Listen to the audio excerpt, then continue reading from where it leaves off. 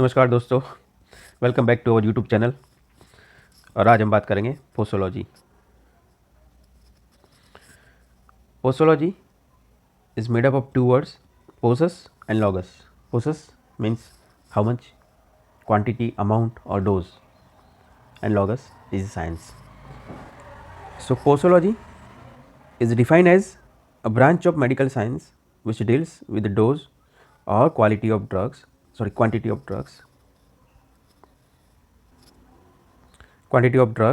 which can be administered to a patient to get the desired pharmacological action. There are various factors which are very much important in calculation of dose.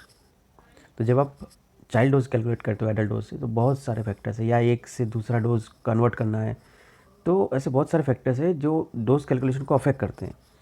तो उसमें से कुछ important factors हमने यहाँ पे list out किए, जैसे कि age, gender, body weight, route of administration, time of administration, environmental factors, emotional factors, presence of disease, accumulation, additive effects, synergism, antagonism, idiosyncrasy, tolerance, tachyphylaxis and metabolic disturbances या disorders।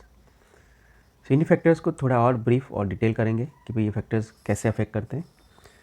तो आइए देखते हैं। As सबसे बड़ा फैक्टर है। इसमें new born baby का डोज अलग रहता है, चाइल्ड डोज अलग रहता है, एडल्ट डोज अलग रहता है, और कई बार जेरियाटिक एल्डरली पेशेंट का डोज भी अलग रहता है। फॉर एग्जांपल जैसे क्लोरामफेनिकोल है, it causes grey baby syndrome and that is because of इनएडिक्वेट metabolism and resulting in drug accumulation. बच्चों में इस ड्रग का एक्यूमुलेशन होता है, तो क्लोरामफेनिकोल बच्चों को देना हानिकारक है।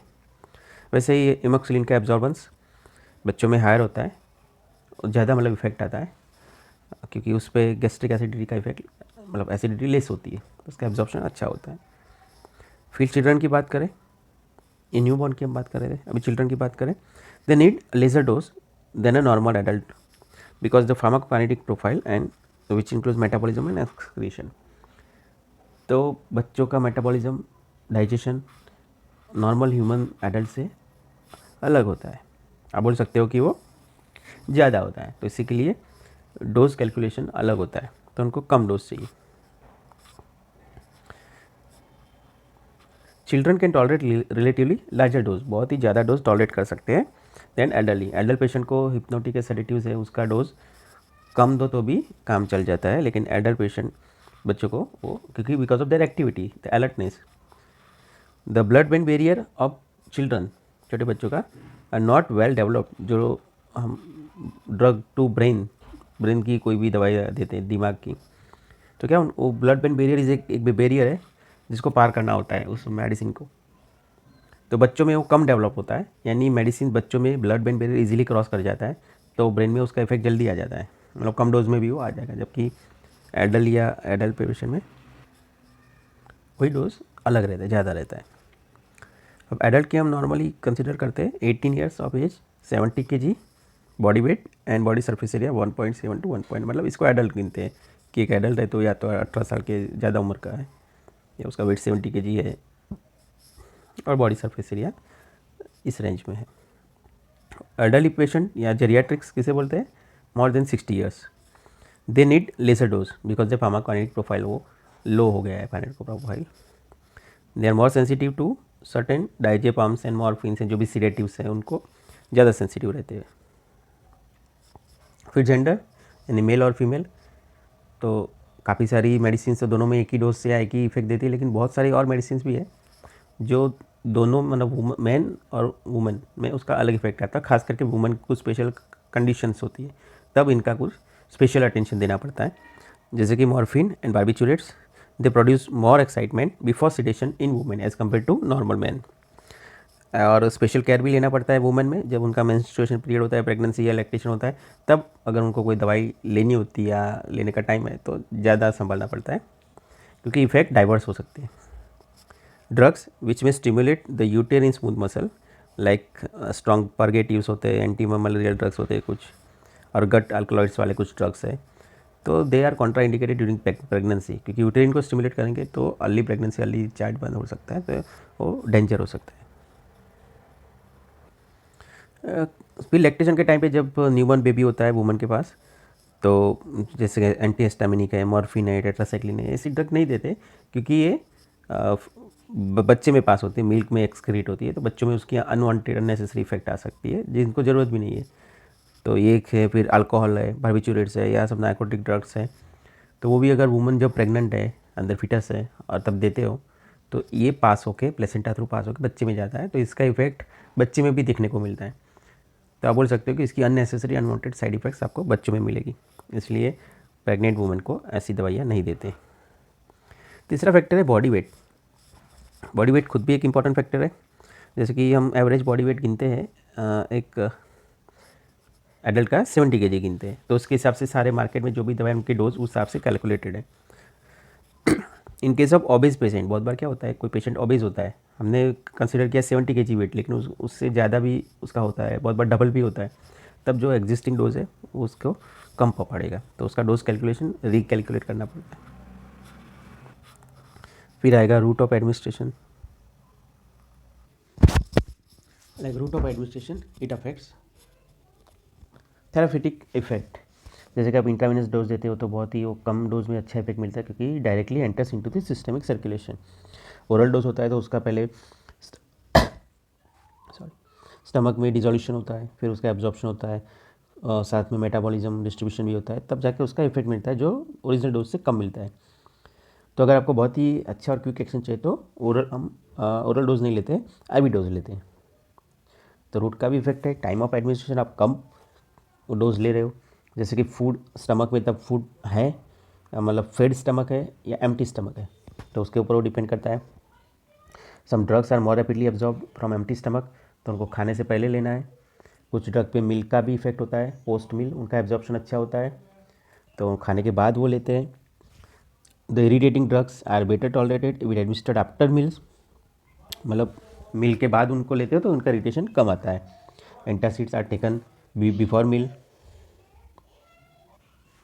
फिर कुछ एनवायरमेंटल फैक्टर्स भी काम करते हैं, जैसे कि डे लाइट इज स्टिमुलेंट, हमको पता है डे लाइट से स्टिमुलेंट होती है, तो enhancing the effect of stimulating drugs.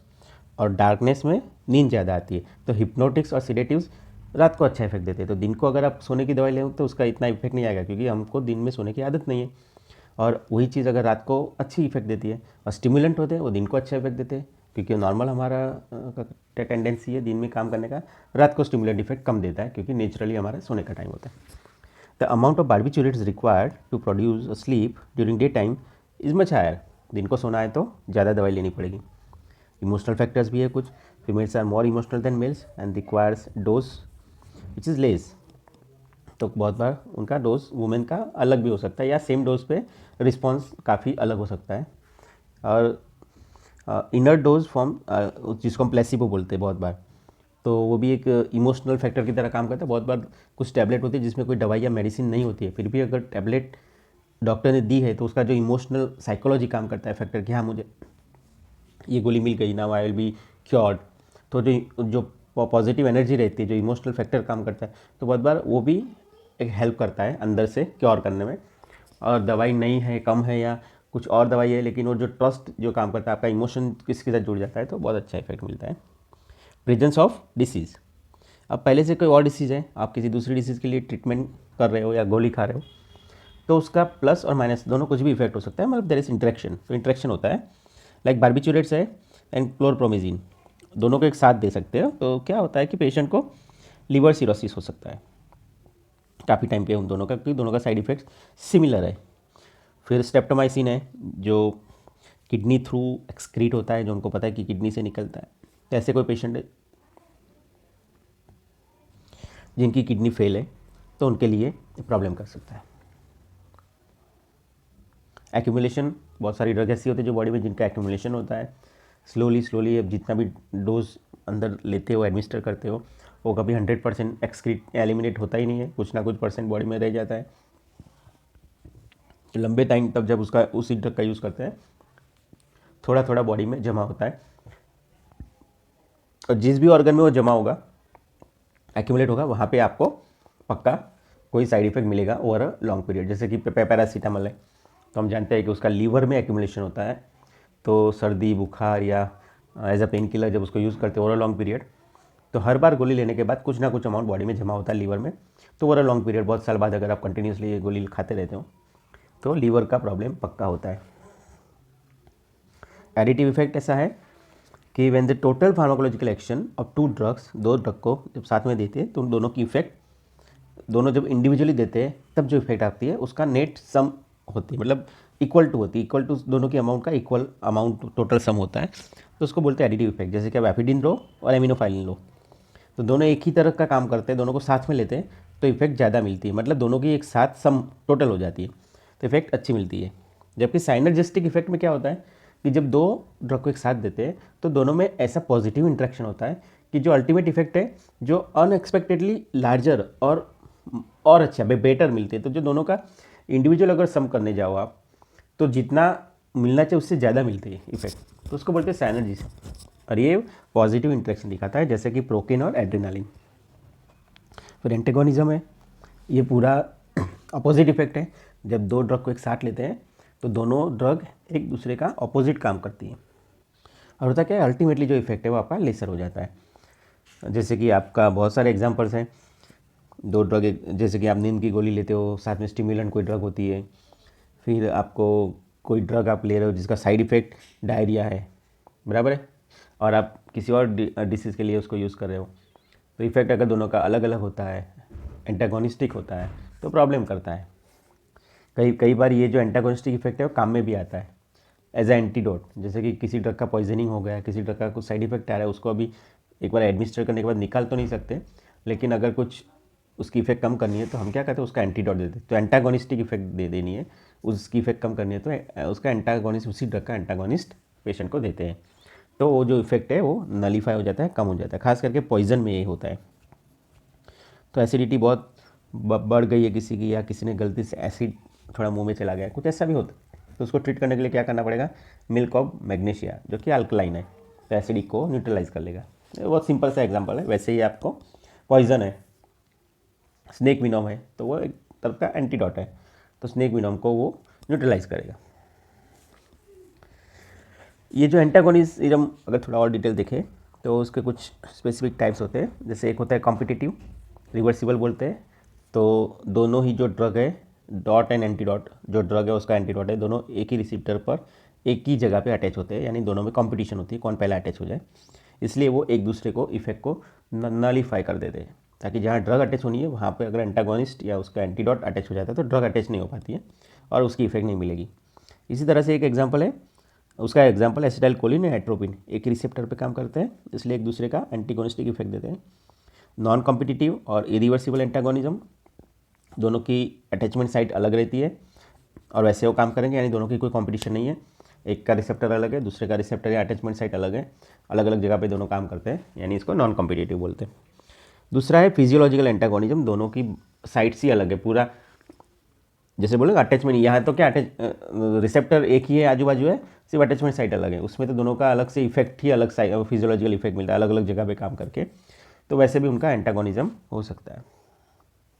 Like कोई ड्रग ब्रोंकियो डायलेशन का काम करती है जैसे कि एड्रेनालिन, और दूसरी कोई ड्रग हिस्टामिन है जो ब्रोंकियो कंस्ट्रिक्शन का काम करती है, जब वो अल्फा रिसेप्टर पे एक्ट करती है तो दोनों का इफेक्ट एकदम अपोजिट निकलता है। एलर्जी जैसा एक सिम्टम्स है जिसको इडियोसिनक्रेसी बोलते हैं, अनएक्सपेक्टेड या ऐसा कोई रिएक्शन आता है तो कोई एक्स्ट्रा ऑर्डिनरी रिस्पॉन्स आ जाता है, जिसको एलर्जी बोलते हैं, इडियोसिनक्रेसी बोलते हैं।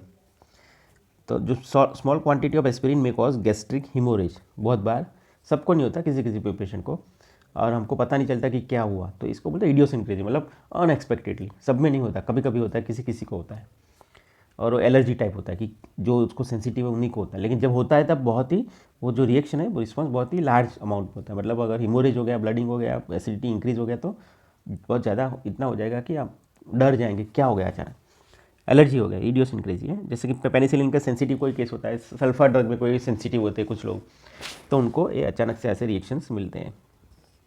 टॉलरेंस मतलब कि जब एक ही ड्रग आप बार बार लेते रहते हो तो बॉडी उसके सामने एक टॉलरेंस डेवलप करता है, और हर बार हमें सेम इफेक्ट लाने के लिए जो हमारा डोज है वो इंक्रीज़ होता रहता है, या इंक्रीज़ हमें करना पड़ता है। क्यों? क्योंकि सेम डोज पे इफेक्ट जो मिल रहा है वो कम हो रहा है। तो फार्माकोलॉजिकल इफेक्ट आपकी कम, जैसे कि नॉर्मल क्या होता है, अगर आप स्मोकिंग में देखो तो जब कोई स्मोकर शुरुआत करता है तो दिन में 1 बार करता है, फिर धीरे धीरे वो 2 बार होता है, 3 बार होता है। इंक्रीज़ क्यों होता है? क्योंकि बॉडी हैबिचुएट होने लगी है। कोई ड्रिंक करता है तो उसको भी अल्कोहल का यही इफेक्ट आता है। तो ये एग्जाम्पल है समझने के लिए कि सोसाइटी में ऐसा चलता है। इसी को बेस लेके आप समझ सकते हो कि कोई भी केमिकल है जो बॉडी में जाता है और कोई भी इफेक्ट प्रोड्यूस करता है, जैसे कि ड्रग है, तो उसके साथ भी यही रिएक्शन मिलेगा कि शुरुआत में उसकी इफेक्ट अच्छी आती है, लेकिन बार बार अगर वही ड्रग यूज़ किया जाता है उसी सिमिलर इफेक्ट के लिए, तो फिर वो टॉलरेंस आता रहता है, यानी उसका इफेक्ट कम हो जाएगा। यानी वही सेम इफेक्ट आपको प्रोड्यूस करना है तो डोज ज़्यादा लेना पड़ेगा। Now true tolerance is produce by oral and parental both, मतलब इसमें ओरल से और पेरेंटल से ट्रू टॉलरेंस बन सकता है या आ सकता है, लेकिन pseudo tolerance is produce only by oral route. बराबर है, क्योंकि पेरेंटल में स्यूडो टॉलरेंस नहीं होगा, क्योंकि वो तो डायरेक्ट ड्रग सिस्टेमिक सर्कुलेशन में पहुंच जाएगा। टेकीफाइलेक्सिस, ये भी एक तरह का रिपीटेडली किसी ड्रग का बार बार यूज होता है, तो अभी ऑब्जर्व होता है certain drug administered repeatedly at a short interval and cell receptors are blocked up and pharmacological response to that particular drug is decrease suddenly. This is called tachyphylaxis. Ephedrine, when given in repeated dose at a shorter interval, the treatment of bronchial asthma may produce very less response. Hospitalize patient है, बार बार सुबह शाम दिन रात उसको एक ही दवाई किसी के लिए दे रहे, किसी चीज़ के लिए, तो शॉर्टर पीरियड के लिए उसका डोज इतना हाई हो जाता है, बॉडी में फटिग एक डेवलप हो जाता है। तो जो शॉर्टर पीरियड के लिए जो आता है उसको टेकीफाइलेक्सिस बोलते हैं, जब रिस्पॉन्स कम आता है। और एक है मेटाबॉलिक डिस्टर्बेंसेस, जैसे कि वाटर में electrolyte balance, acid base balance वो बॉडी में अलग चेंज हो जाता है, बॉडी टेम्परेचर है वो चेंज हो जाता है, फिजियोलॉजिकल फैक्टर्स कुछ होते हैं वो चेंज हो जाते हैं, तो क्या इफेक्ट भी अलग अलग मिलता है। जैसे डायबिटीज़ है, डायबिटीज़ खुद एक मेटाबॉलिक डिसऑर्डर है, तो इन प्रेजेंस ऑफ डायबिटिक अगर आप एंटी हाइपरटेंसिव का भी ट्रीटमेंट करते हो, कोलेस्ट्रॉल भी है, थायराइड भी है, तो इन सब से क्या होता है, जो मेटाबॉलिक डिस्टर्बेंस रहता है, आयन चैनल डिस्टर्बेंस रहता है, ब्लड में ग्लूकोज का लेवल डिस्टर्ब रहता है, तो इट में affect the efficacy of different drugs, other drugs also. So ये भी एक फैक्टर है जिसको हमें ध्यान में लेना। फिर आता है ड्रग डिपेंडेंस। तो जैसे फिजिकल डिपेंडेंस होता है, साइकोलॉजिकल डिपेंडेंस भी होता है। फिजिकल में क्या होता है कि वो फिजिकली आपको कोई रिस्पॉन्स मिलता है, सिम्टम्स आता है, जैसे टी है, निकोटीन है, लोग स्मोकिंग करते हैं, ड्रिंकिंग करते हैं, तो फिजिकल उसका होता है। Depends on the drug function normally, occurrence of withdrawal symptoms when stop taking the drug, आप ड्रग नहीं लेते तो विड्रॉल सिम्टम्स आता रहता है। Vary from one class of drug to another and compensating mechanism produce imbalance, मतलब physical dependence है, आपका बॉडी जो पेन कर रहा है उसको रिलैक्स करने के लिए काफ़ी गाँव में लोग ड्रिंक मतलब देसी शराब वगैरह पीते हैं, तो उनसे उनको रिलैक्सेशन मिलता है। तो जब नहीं पीते तब उनको कुछ अच्छा नहीं लगता, अच्छा फील नहीं होता, इसलिए हमेशा तुरंत उनको हर रोज़ अगर आदत लगे तो वो कुछ ना कुछ हर रोज़ उनको शराब पीने की आदत लगी रहेगी, लेंगे ही। उसी तरह साइकोलॉजिकल डिपेंडेंस, तो कुछ लोग ऐसे जो अंदर ही अंदर डिप्रेशन फील करते हैं, उनको बॉडी या पेन या ऐसा कुछ प्रॉब्लम नहीं है, मेंटल प्रॉब्लम है, मतलब उनकी कॉन्फिडेंस कम है, डिप्रेशन में रहते हैं, तो ऐसे लोग जो दवाई लेते हो, LSD है, marijuana, ओपिएट्स, तो वो क्या करता है, फिजिकली नहीं लेकिन मेंटली उनको स्ट्रॉन्ग करता है, उनका जो बिहेवियर, एटीट्यूड, उनकी सोच है, यूफोरिया पैदा करता है दिमाग के अंदर। तो वो फिजिकल डिपेंडेंस नहीं है, वो एक तरह का मेंटल है, साइकोलॉजिकल डिपेंडेंस है। तो वो दवाई वो नहीं लेंगे तो उनको डिप्रेशन होता है। तो दोस्तों ये हमने देखा आज factors that affect the dose calculation. तो कौन कौन से फैक्टर्स हैं इनके बारे में आप अच्छे से पढ़ सकते हो, रीड सकते हो, और समझना है तो वीडियो को बार बार देख सकते हो। कृपया चैनल को लाइक और सब्सक्राइब जरूर करना, अपने दोस्तों को बताना, चैनल के वीडियोस देखते रहना। Thank you very much for coming on the channel.